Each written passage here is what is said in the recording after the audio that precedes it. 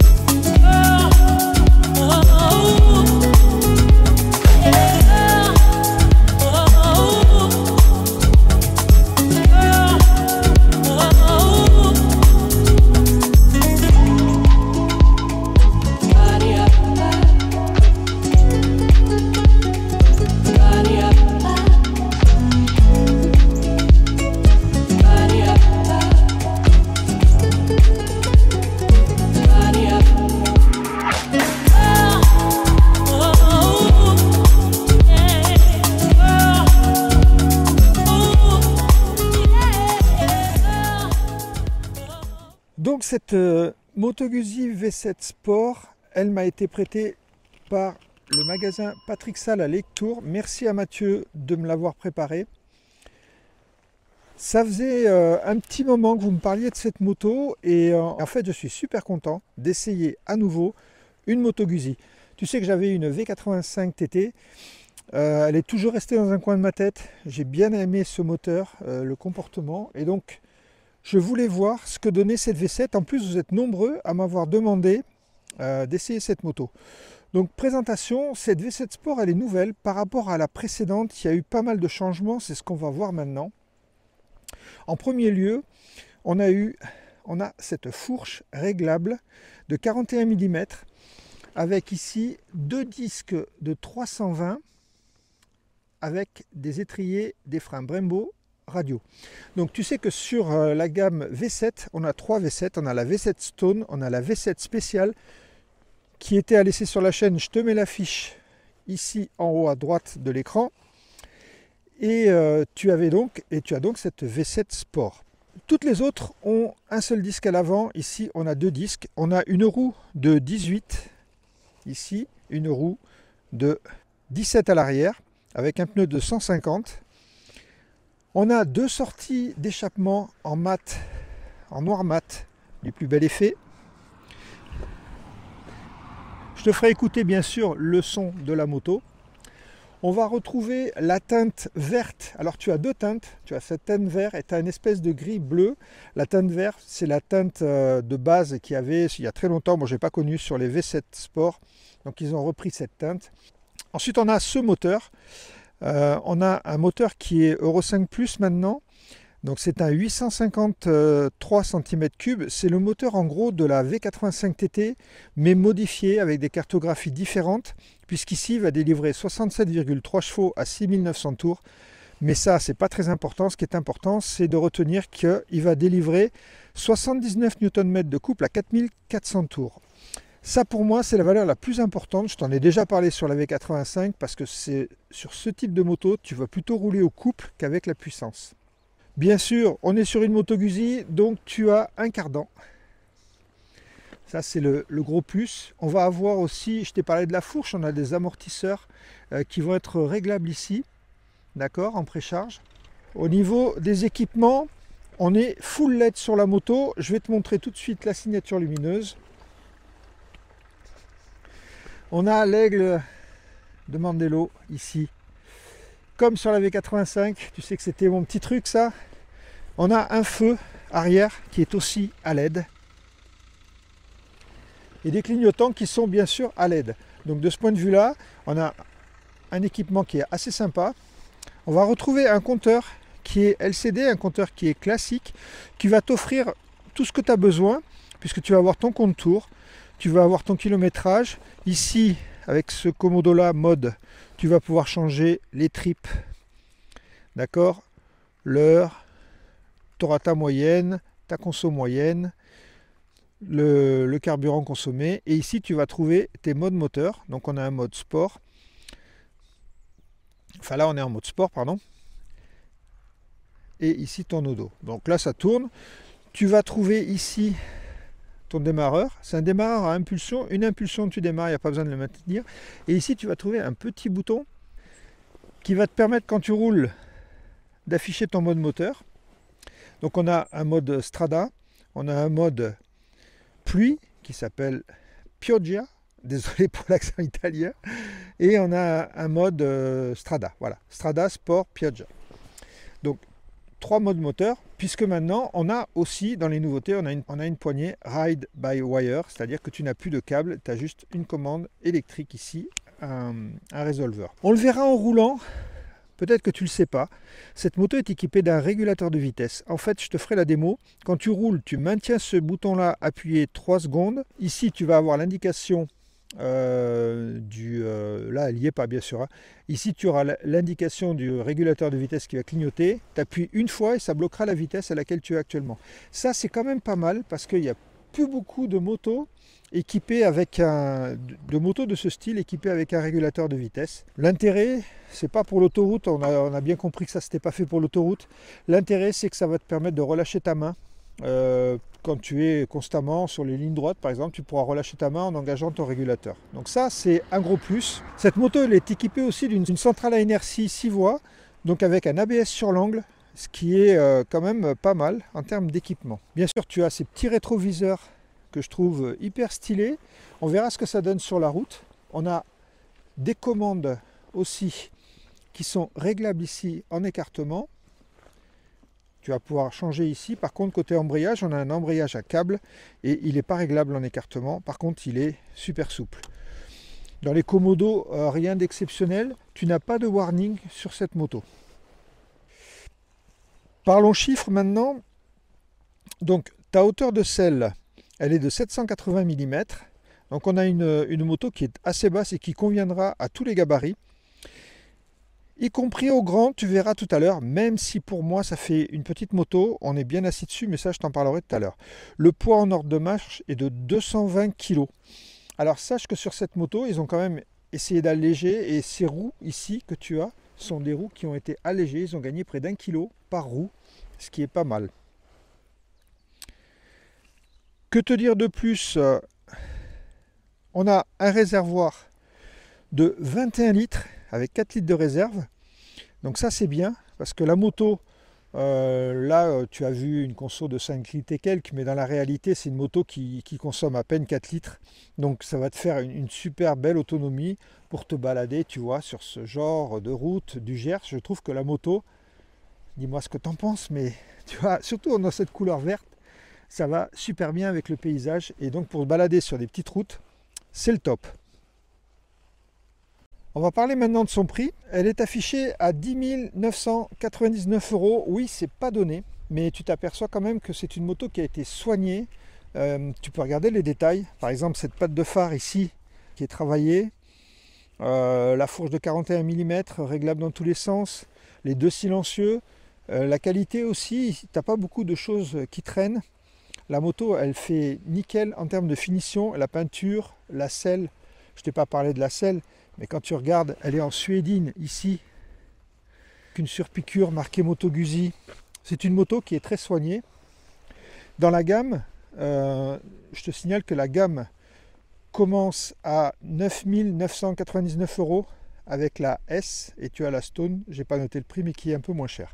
Au niveau de la concurrence, difficile de lui trouver des concurrentes parce que c'est une moto quand même qui est à part, mais on pourrait citer la Triumph Twin 900 qui est à 9 995 €, ou une Kawa W800 mais qui est à 10 900 et quelques euros, sachant qu'aucune de ces motos n'a de cardan, donc c'est pour ça que c'est difficile de la situer. On pourrait la comparer aussi avec une Scrambler de chez Ducati qui est à peu près dans les mêmes eaux. Voilà à peu près ses concurrentes, mais pour moi, c'est une moto qui ne ressemble à aucune autre, du fait de sa particularité, de son moteur déjà, et de son cardan, et on le verra aussi de sa fourche avant, qui est quand même assez sportif, c'est peut-être pas le mot, mais disons qui est de qualité, avec des équipements de qualité.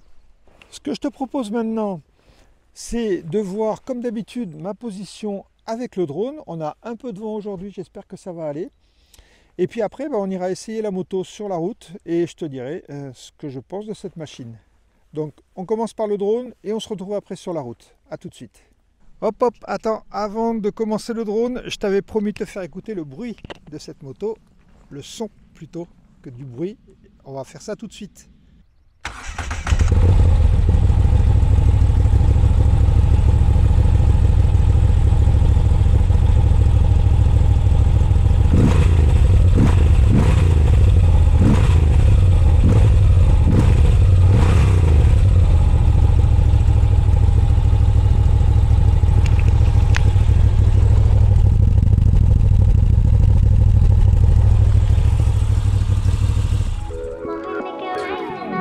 You got me, it's lucid.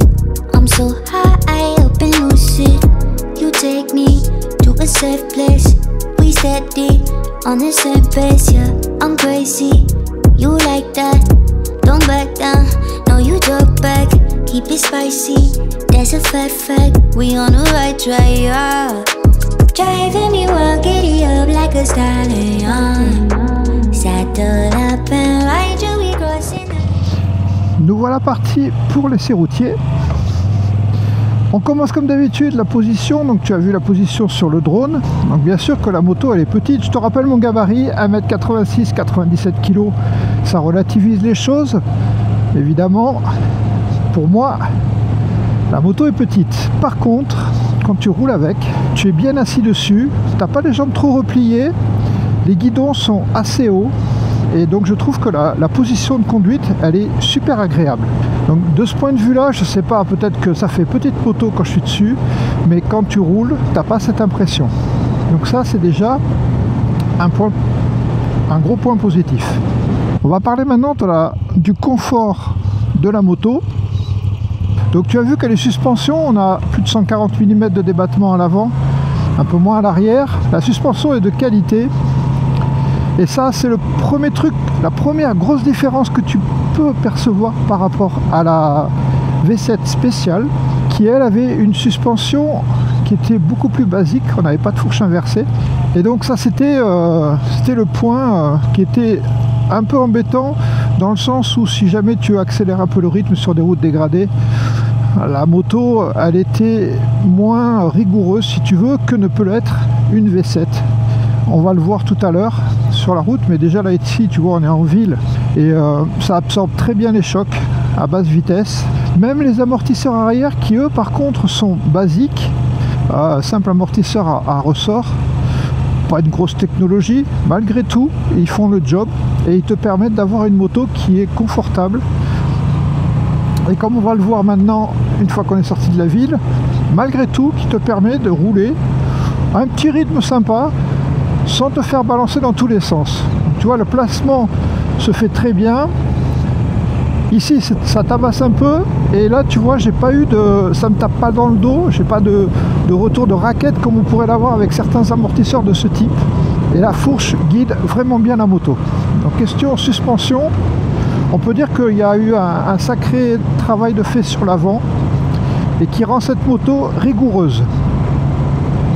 On parle maintenant du point principal qui est le moteur.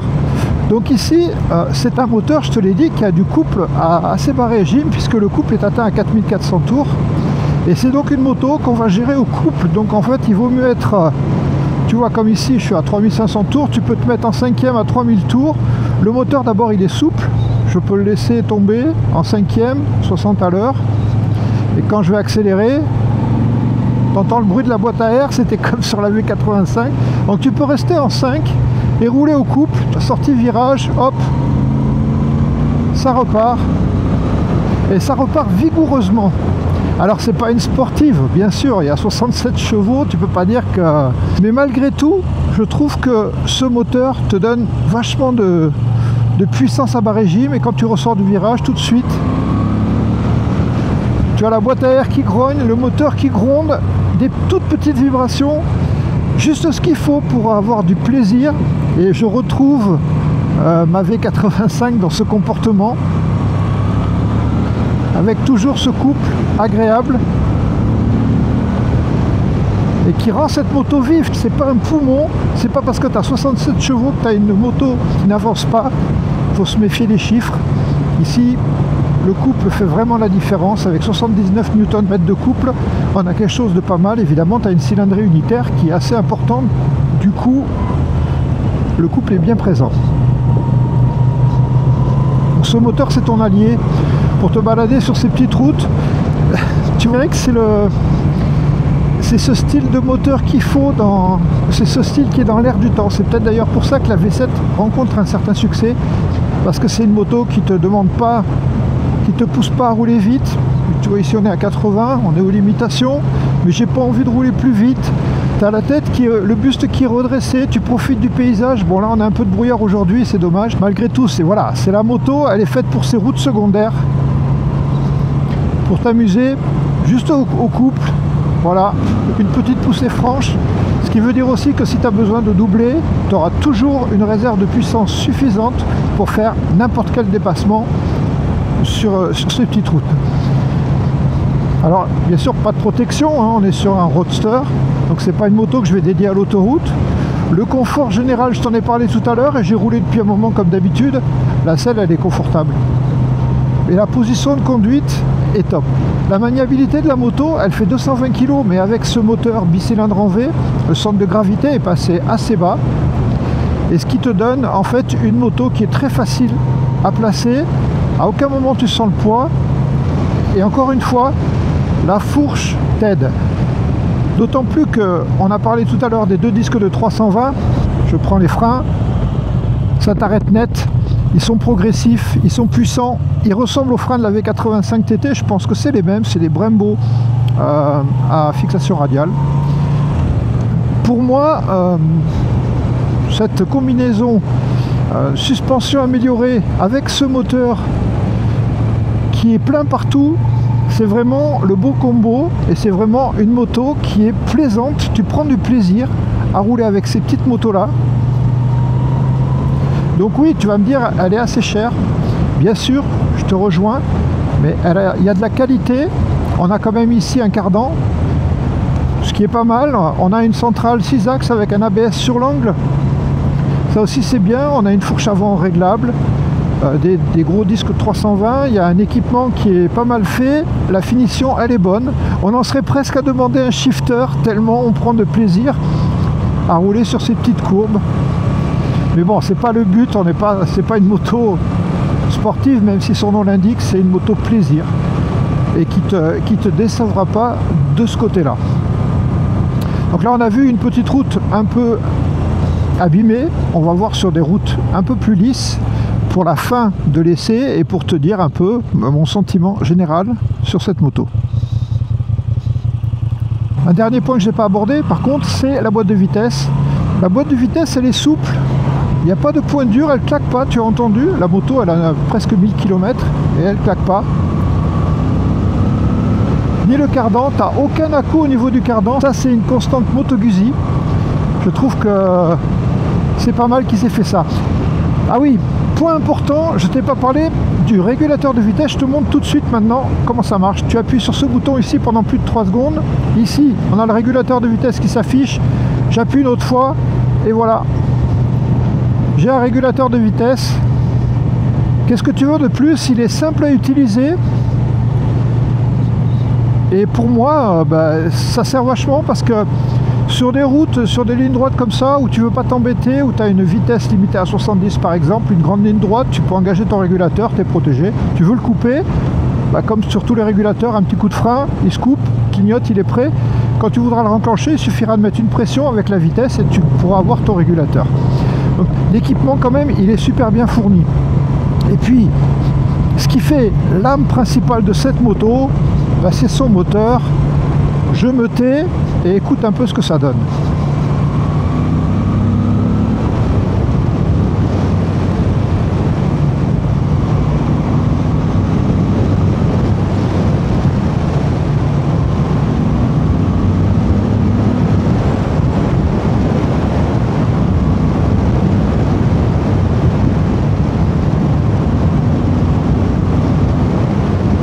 Voilà, tu as entendu, j'espère du moins que tu as entendu. Le bruit moteur, il contribue vraiment à faire de cette moto une vraie usine à frissons, c'est le cas de le dire. Moi j'adore, c'est vraiment l'esprit Moto Guzzi que tu retrouves avec cette moto. Et ça c'est top. Il est temps pour moi de passer au point positif et au point négatif de la machine. Donc dans les points positifs, tu l'as compris, le gros point positif de cette moto, c'est son moteur. Sa partie cycle qui a été améliorée, et ça c'est bien, comparé à une V7 spéciale, elle est beaucoup plus rigoureuse, elle est beaucoup plus fun à piloter. J'aime bien aussi son réservoir de 21 litres parce que ça te donne la possibilité de rouler sans avoir à faire le plein constamment. L'équipement, il est bien, la moto elle est bien équipée. Tu as un régulateur de vitesse, tu as des bons freins, des bonnes suspensions réglables, un tableau de bord, même s'il est LCD, qui est complet et qui te donne toutes les informations dont tu as besoin. Les rétroviseurs sont parfaits en termes de visibilité, donc tout ça fait que pour moi c'est vraiment une moto qui est à prendre en compte si jamais tu cherches quelque chose de différent sur le marché, à te différencier et sans pour ça faire une croix sur le plaisir de pilotage. Dans les points négatifs de la moto, on peut dire que peut-être son prix va être un peu cher, puisque Moto Guzzi ne te fait pas cadeau de cette moto, elle vaut 10 900. Mais tu auras une moto quand même avec un cardan, ce que tu ne trouves pas dans la production actuelle à ce niveau de prix. Donc ça c'est son premier point noir. Pour le reste, on en vient à être exigeant si tu veux, dans le sens où tu te dis c'est une V7 Sport. Peut-être qu'ils auraient pu aller au bout du concept en mettant des suspensions de meilleure qualité derrière, même si elles font le taf. On va dire que ça aurait été plus sympa, une fourche couleur or et des amortisseurs un peu mieux, ça aurait été top. Mais bon, peut-être que ça sera dans la prochaine. En attendant, moi ma conclusion c'est que si jamais tu aimes bien Moto Guzzi, c'est mon cas. Pour moi c'est une moto vraiment qui ira à tout le monde, à tous ceux qui veulent se faire plaisir à rouler sur ce style de route, sans faire une croix sur le plaisir de pilotage. Et sur ce, je te dis à bientôt sur la chaîne. Tchuss!